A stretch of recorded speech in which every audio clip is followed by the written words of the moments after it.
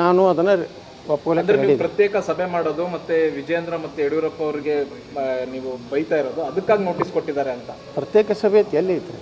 ಅಂದರೆ ಪ್ರತ್ಯೇಕ ಸಭೆ ಅಂದರೆ ವಕಫ್ ಬಗ್ಗೆ ಹೋರಾಟ ಮಾಡಬಾರ್ದಾ?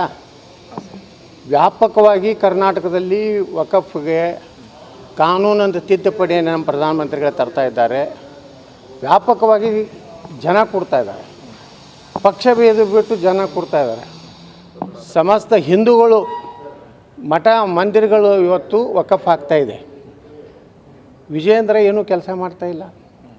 ಮೂಡಾದ ಪಾದಯಾತ್ರೆ ಬಿಟ್ಟರೆ ಇವರು ಅಡ್ಜಸ್ಟ್ಮೆಂಟ್ ಪಾಲಿಟಿಕ್ಸ್ನಿಂದ DK ಶಿವಕುಮಾರ್ ಬಗ್ಗೆ ಗಂಭೀರವಾದಂಥ ಆರೋಪ ಬಂದಾಗಿಯೂ ಪ್ರತಿಕ್ರಿಯೆ ಕೊಡಲಿಲ್ಲ. DK ಶಿವಕುಮಾರ ನಾವು ಕೊಟ್ಟ ಭಿಕ್ಷೆಯಿಂದ ವಿಜಯೇಂದ್ರ ಇವತ್ತು MLA ಆಗಿ ವಿಧಾನಸಭೆಯನ್ನು ಮೆಟ್ಟಲು ಹತ್ತಿದ್ದಾರೆ ಅಂತ ಹೇಳ.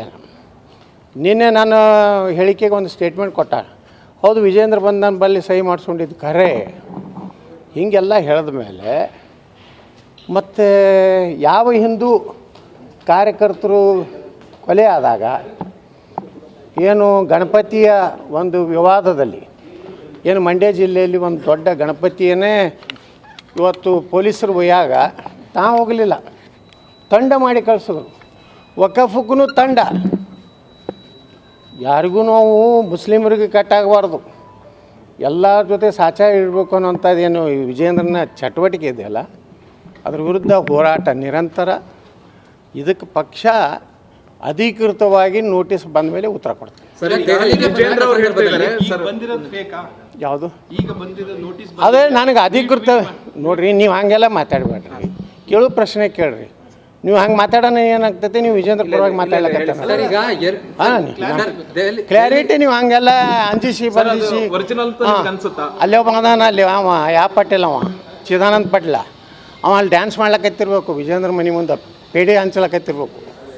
ನಾಳೆಗೆ ನೋಟಿಸ್ ಕೊಟ್ಟಿದ್ದಕ್ಕೆ ಜಯವಾಗಲಿ ಅಲ್ಲಕತ್ತಿ. ವಿಜಯೇಂದ್ರ ಅವರು ನೀವು ಪತ್ರಕರ್ತರು ಮಾಡಬಾರ್ದು. 2 ದಿನದಲ್ಲಿ ನಿಮಗೆ ನೋಟಿಸ್ ಇಶ್ಯೂ ಆಗಿರ್ತಕ್ಕಂಥದ್ದು, ಇದನ್ನ ಫೇಕ್ ಅಂತೀರಾ ಅಥವಾ ಸಹಿ ಅಂತೀರಾ? ಈ ನೋಟಿಸ್ ಬಗ್ಗೆ ನಾನು ಅಧಿಕೃತ ಬರಲಾರ್ದೆ ಹಂಗೆ ಹೇಳ್ರಿ. ತಮಗೆ ಅಧಿಕೃತವಾಗಿ ಬಂದಿಲ್ಲ, ಬರಬೇಕಲ್ಲದು. ಮೇಲು ಅಥವಾ ಎಲ್ಲೂ ವಾಟ್ಸಪ್ ಎಲ್ಲೂ ಮೂಲಕ ಬಂದಿಲ್ಲ.